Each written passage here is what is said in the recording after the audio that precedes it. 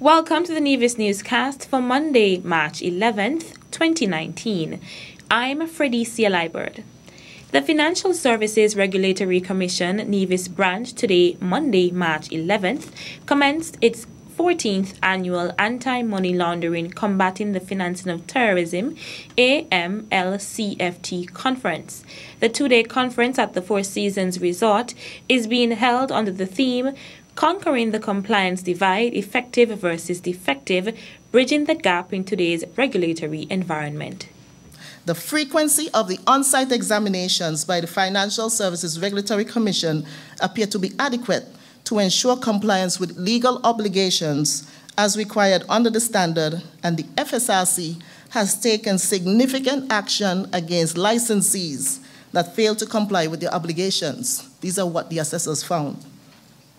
The supervision of AML-CFT obligations is adequate to ensure banks' compliance with their customer due diligence obligations in line with the standard. And finally, they also found that during the review period, Sinkis and Nevis received 14 requests for banking information, including requests for beneficial ownership. And we were able to respond to every single one of those requests within a timely manner.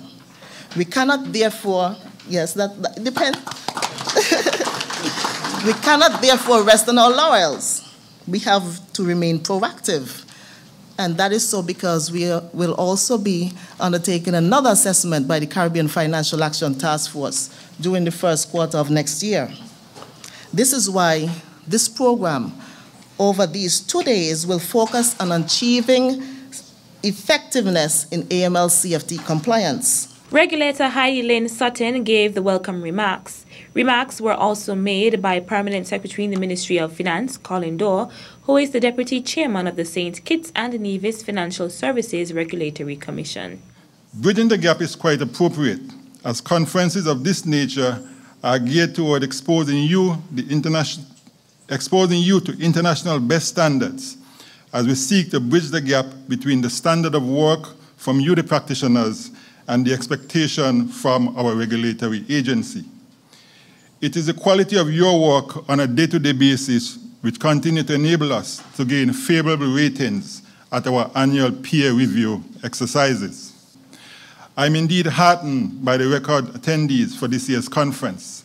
It is a clear indication of the level of interest among you, the service providers and allied agencies, in assisting us in promoting Nevis as a well-regulated financial services jurisdiction. The attendees also received a pre-recorded message from Premier and Minister of Finance, the Honorable Mark Brantley, who is in Romania on official business.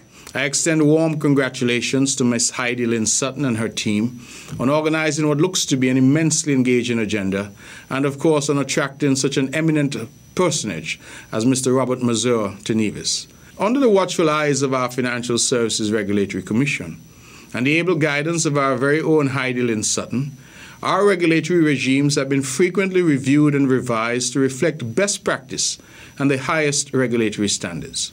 We take great pride in the largely compliant rating earned from the FATF in 2014 and again in 2018. My administration is pleased to continue supporting this conference and the training opportunities it represents for our industry professionals. We recognize and accept that regulatory compliance is an essential element for the viability and sustainability of the financial services sector, and we value the good reputation that we have gained through the diligent work of our regulators in this regard. The program prepared for the next 2 days is impressive and speaks to the high regard in which Ms. Sutton and her team are held internationally. The main facilitator for the conference is Robert Mazur, author of the New York Times bestseller, The Infiltrator. Mazur is sharing in-depth knowledge about money laundering methods and rarely detected red flags that can unmask the most sophisticated laundering techniques. Other facilitators were Joanne Daniel, Deputy Executive Director of the Caribbean Financial Action Task Force, CFATF, Susan Francois, Director of Trinidad and Tobago's Financial Intelligence Unit, Keisha Sutherland, Financial Investigations Advisor of the RSS Asset Recovery Unit, Fabrice Zambito, CEO and Chief Compliance Officer of Opez Software, and Donald Shekel, Financial Investigations Advisor of the RSS Asset Recovery Unit. Other activities include a debate on the moot profits versus compliance, a profitable business, and a sound compliance program are mutually exclusive, a cocktail reception and book signing by Robert Mazur, and a group discussion on the topic preparing for the St. Kitts and Nevis CFA-TF mutual evaluation next steps. The conference will conclude with closing remarks and a prize-giving ceremony on Wednesday, March 12th. 12 females were awarded at Saturday evening's awards ceremony and cocktail hosted by the Ministry of Health and Gender Affairs in recognition of International Women's Day. At the grounds of the Government House, Kenesia Brown, Mauricia Claxton, Rivka Maycock Harding, Camille Kelly, Cindy Liburd, Anelda Maynard, Nicole Liburd, Cavell Mills, Yejidi Parry, Heidi Lynn Sutton, Jackie Hunkins Taylor, and Tamara Napoleon received their awards for their accomplishments in the entrepreneurial field. The awards were presented by Premier of Nevis, the Honorable Mark Brantley, and Junior Minister of Gender Affairs, the Honorable Hazel Brandy Williams. The profile of the awardees were read by Sheila James. Minister Brandy Williams noted that women should continue to develop their leadership capabilities.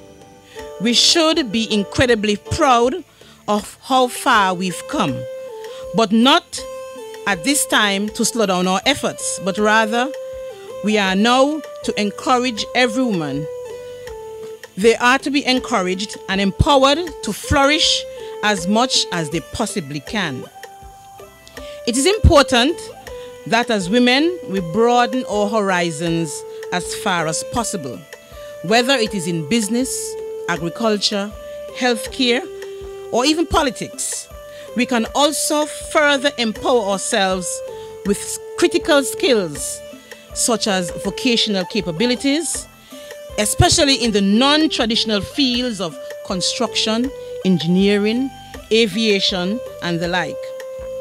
As women, we must, as a matter of priority, develop our leadership capabilities so that we can take our rightful place at the decision-making table. The Gender Affairs Minister made a plea to all women on the island. As I reflect on the successes of those who will be awarded here this evening, I am truly excited to what the future has in store for women in Nevis today and for the generations to come. This year, we are concentrating on women under the age of 45 who own their own businesses. We are indeed encouraging most women to become entrepreneurial. This year, and the Premier could bear me out, in his budget, he has allocated some funds so that women could now start their own businesses. And so I'm admonishing those of us who are here and those of us who are listening to feel free to approach the Ministry of Finance as well as SIDU, the Small Business Enterprise Unit. Carry your novel ideas, take it from your head, now put it on paper, and by next year I would want to see more women being recognized for their entrepreneurial skills. The ceremony was filled with various song and music renditions. The feature address was delivered by the Honorable Akila Byron Nisbet. The chairperson of the ceremony was Vanilla Claxton. The theme for International Women's Day was Think Equal, Build Smart, Innovate for Change. Still to come, the question is that the white paper be approved. Those in favor? Aye. Those against? The details right after this break.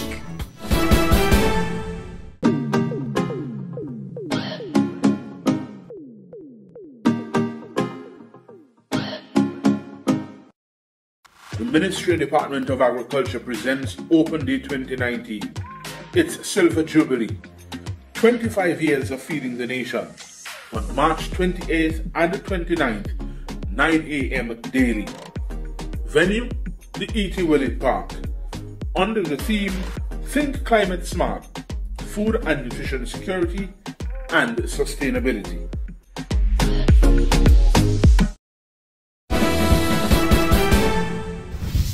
Welcome back. As part of the celebration of Commonwealth Day, the Nevis Island branch of Youth Parliamentarians of the Commonwealth Parliamentary Association held a mock sitting of the Parliament today, Monday, March 11th, at the Nevis Island Assembly Chambers, Hamilton House.